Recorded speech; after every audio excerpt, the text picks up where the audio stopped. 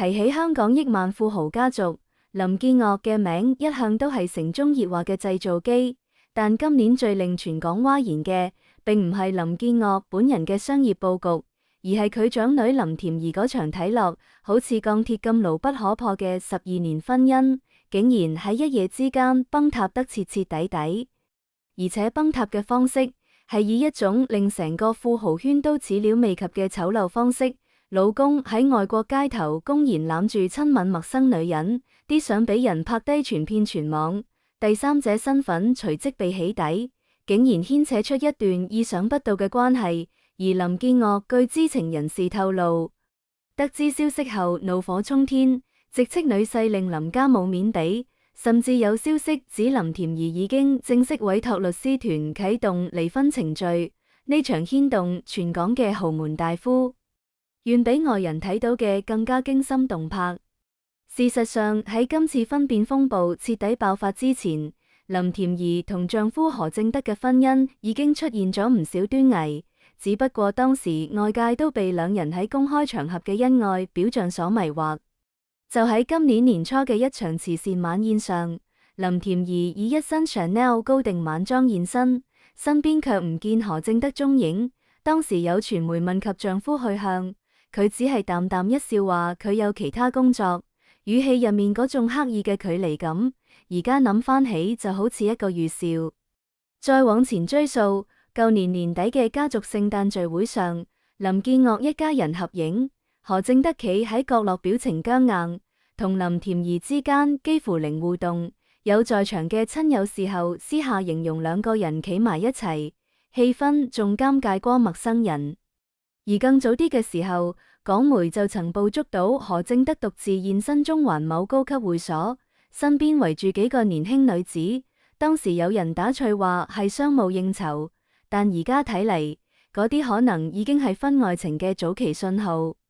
何正德近年在內地同東南亞一帶拓展業務，頻繁外飛已成常態。林甜儀就留守香港打理家族旗下嘅社交事務同慈善基金。兩人聚少離多嘅狀態持續咗將近2年，而就喺呢段時間入面，何正德喺國外嘅生活軌跡開始變得越嚟越神秘。佢嘅社交媒體賬號由舊年下半年開始就幾乎停止更新同林甜儀嘅合照，最後一張兩人同康嘅相仲停留喺舊年農曆新年，之後就好似俾人刻意清除咗一樣，乾乾淨淨。有接近林家的人士向本刊透露，林甜儀早喺半年前就已經搬離咗兩人位於半山嘅聯排大宅，目前獨自帶住2個小朋友住喺淺水灣另一處物業，而何正德就據講已經長期唔歸家，雙方嘅分居狀態喺圈子入面早已唔係秘密，只不過一直冇被正式捅破。引爆呢一切嘅係一組喺上週末由倫敦街頭流出嘅相，相中嘅何正德身穿深色休閒西裝，戴住一副黑色太陽眼鏡，正同一名身材高挑嘅女子喺一間高級餐廳門外親密擁抱，兩人嘅姿態極其曖昧。女方嘅手搭喺何正德嘅後頸上，而何正德就低頭湊近對方臉頰，由角度嚟睇，兩人似乎正在接吻或者即將接吻。更令人咋舌嘅係，根據相片背景判斷，當時正值倫敦某著名商圈嘅黃金時段，街頭人來人往，兩人卻毫無忌憚，完全唔擔心俾人認出或者拍到。呢組相最初係由一位旅居倫敦嘅華人網民喺社交平台上發出，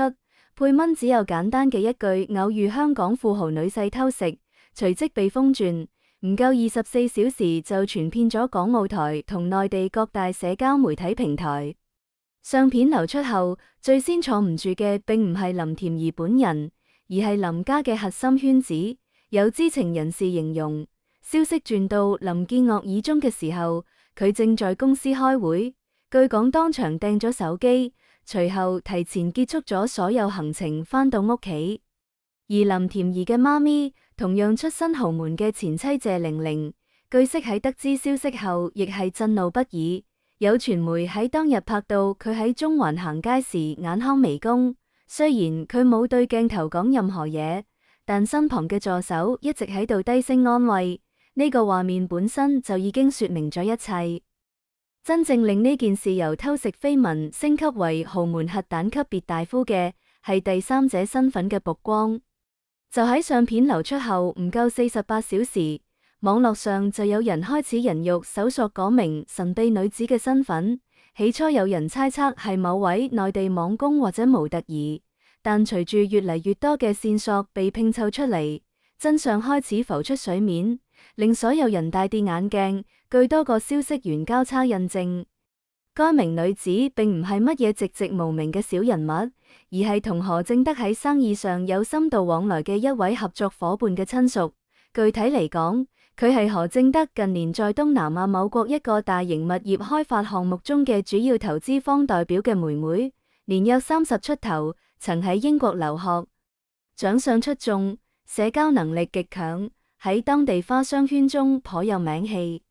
換句話講，呢次唔係簡單嘅一夜情或者逢場作戲，而係一段有長期基礎、有利益紐帶嘅關係。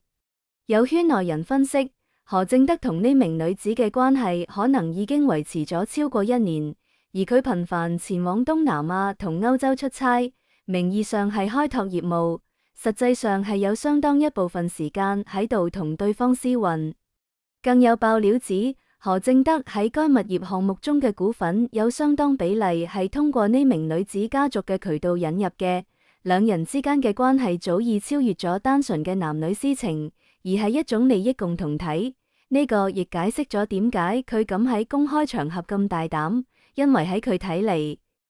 呢段關係可能已經唔需要隱藏啦。呢一發現令林建岳嘅怒火徹底被點燃。有接近林家嘅核心人士向本刊獨家透露，林建岳喺得知第三者身份後，態度由最初嘅憤怒轉變為一種更深沉嘅，幾乎係絕望式嘅失望。佢唔係單純嬲女婿偷食，佢係覺得自己嘅女兒俾人當傻仔咁擺佈咗成幾年。呢位人士咁樣形容林建岳嘅心情。據稱林建岳喺屋企連續2日幾乎冇出過門。期間只係接咗極少數電話，而佢對外嘅表態雖然尚未以正式聲明嘅形式發出，但通過身邊人傳出嚟嘅說話只有短短一句：林家冇面俾，呢件嘢冇得妥善。呢句說話喺粵語語境下嘅分量極重，基本等同於宣告呢段婚姻已經冇任何挽回嘅餘地。而據另一位同林家相熟嘅商界人士透露，林建岳已經開始着手重新審視何正德喺家族相關企業中嘅所有職務同股權安排，言下之意就係要喺離婚嘅同時，將呢個女婿由林家嘅商業版圖中徹底清除出去。林甜儀方面嘅反應就相對沉靜，但呢種沉靜本身就係一種震耳欲聾嘅態度。喺相片曝光後嘅首個公開場合，佢係喺一個兒童慈善基金嘅活動上露面，身穿一襲白色連衣裙，面容清秀但精神尚可。面對蜂擁而至嘅記者，佢只係講咗一句多謝關心，我現階段只想專注照顧小朋友。隨後就喺保全嘅護送下迅速離場。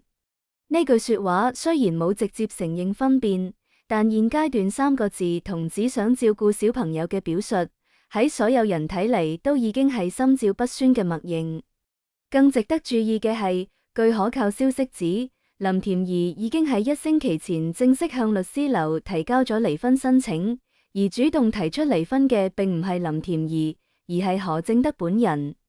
有知情人士透露，何正德喺東窗事發後並冇第一時間飛返香港解釋，反而通過律師向林甜儀傳達咗離婚意願。理由據講係雙方性格不合，長期分居已冇感情基礎。呢種說辭喺豪門離婚案中可謂老套至極，但亦都從側面印證咗佢同第三者嘅關係已經發展到冇辦法遮掩嘅地步。佢需要用一紙離婚協議嚟為自己嘅下一步鋪路。呢場風暴對林家嘅衝擊遠不止於一段婚姻嘅終結。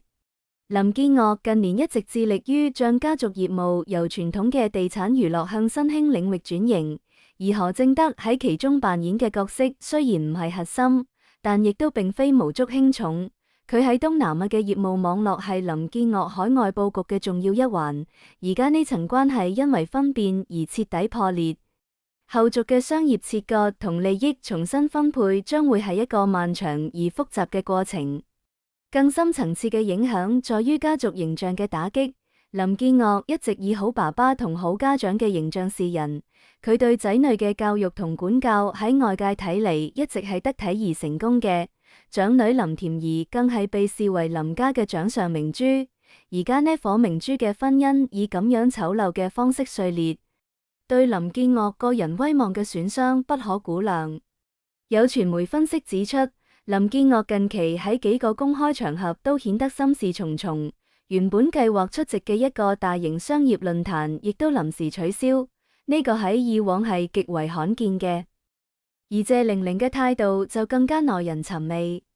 作為林甜儀嘅生母，佢喺離婚後一直同林建岳保持住良好嘅關係，兩人喺仔女教育同家族事務上始終有默契嘅合作。據悉，謝玲玲喺得知女婿偷食後，第一時間並唔係去質問林建岳，而係直接飛去淺水灣陪伴女兒。有目擊者稱，佢喺林甜儀住所停留咗整整2日。期間兩人幾乎足不出戶，只有保姆進出採買生活用品。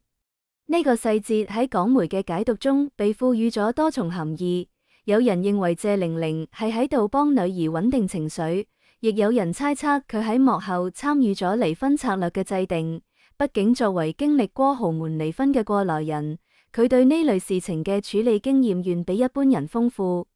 更有消息指，謝玲玲已經聯繫咗香港頂級嘅離婚律師團隊，而呢個律師團隊過去曾處理過多宗涉及巨額財產分割嘅城中名案，其專業能力同狠辣程度喺法律圈內係出咗名嘅。翻到事件嘅核心人物何正德身上，佢目前嘅處境可以用四面楚歌嚟形容。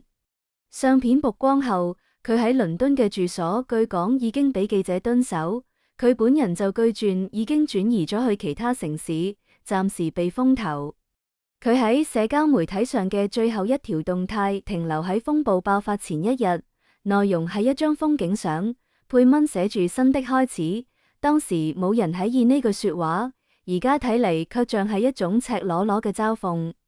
而佢喺生意上嘅合作夥伴亦都開始紛紛同佢保持距離。據內地商界嘅消息指，原本同佢有合作意向嘅幾個項目方已經暫停咗洽談，理由係需要重新評估合作對象嘅背景。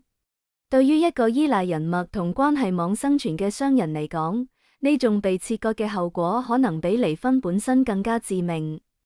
呢場豪門風雲到目前為止仍喺度持續發酵，而最大嘅懸念在於離婚後嘅財產分割同2個小朋友嘅撫養權歸屬。林甜儀同何正德育有1仔1女，分別係10歲同8歲，2個小朋友一直被視為林家第3代嘅希望所在。有消息指林建岳對孫輩極為痛愛，絕對唔會容許小朋友被帶嚟香港，而何正德方面據講亦都對撫養權有所主張，雙方喺呢個問題上嘅博弈好可能會成為未來幾個月嘅另一個焦點。此外，林甜儀名下持有嘅家族基金份額、物業以及其他資產嘅處理方式，亦都像牽動無數雙眼睛。畢竟呢次唔單止係2個人嘅離婚，而係2個家族利益集團之間嘅一次大規模重新洗牌。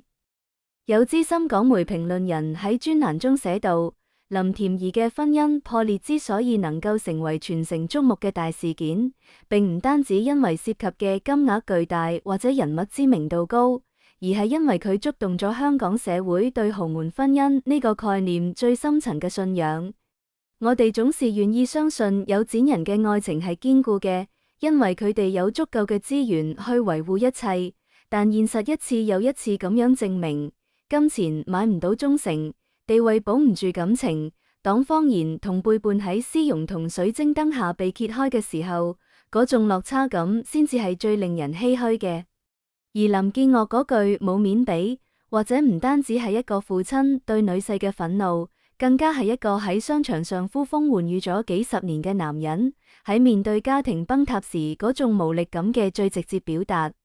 呢場呼仲遠未到落幕嘅時候，後續嘅發展或者會更加驚人，而全港都喺度等住睇呢盤豪門棋局嘅最終走向，究竟會係點樣嘅一個收場。